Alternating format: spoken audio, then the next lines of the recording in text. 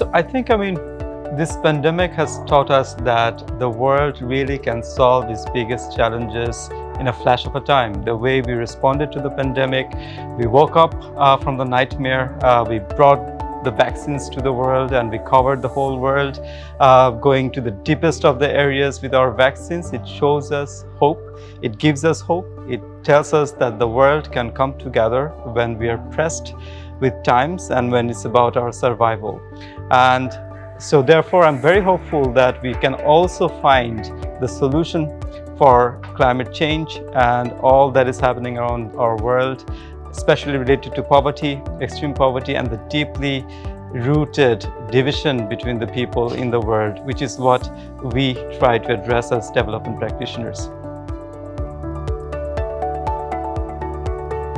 For the young development practitioners, I would say that many come here with a lot of romantic ideas about changing the world, but changing the world takes a lot of grit, a lot of passion, a lot of deep learning and empathy. What I would really ask everyone who is in this field in development practice to have empathy in their heart, because if we do not have empathy, if we do not connect to the stories of the people for whom we work, for whom we strive to make a better place in this world, we will really not be able to make any change.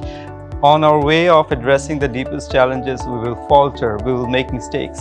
But the issue is we have to move forward and we have to incrementally build and learn from our mistakes. But if the mistakes are deliberate, if the mistakes are coming out of the, let's say, old-fashioned ways of doing things repeatedly in the same way, then I think, there is no mercy, because we deal with people's lives. So what I have practiced and what I really share with everyone who works with me is to be really deeply rooted in the work that we do, try to understand what we're trying to address and why, and what it means to the people that we work for, and at the end of the day, connect to the stories of these people that we work for, which is very, very important. So learn and grow.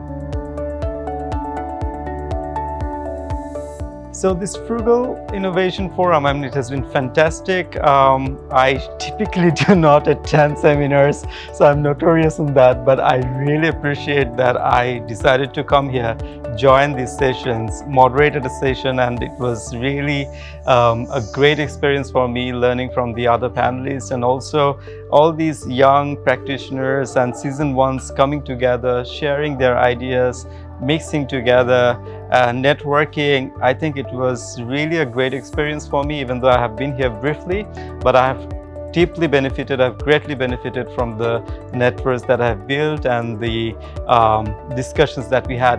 One thing that I want to share at the end is that, when I was listening to many of the discussions, what I felt is that often when we try to address an issue, we become too deeply engaged on it and we don't feel like letting it go. So even when we're talking about pandemic, this whole forum was about pandemic. Now, the pandemic taught us a lot of the things. We have innovated our ways and we have worked, but also if we are too invested on it, if we romanticize about it too much, we won't be able to let go and move forward. I think there is a point in time when we need to think, okay, we have moved forward, so let's think about the future. And I think that's where these discussions are so fruitful, to learn, to go back, to look back at what we have done and how, and then moving forward what we need to do. I think that's where this is bringing all the minds together. So thank you, BRAC, for doing this amazing piece of work.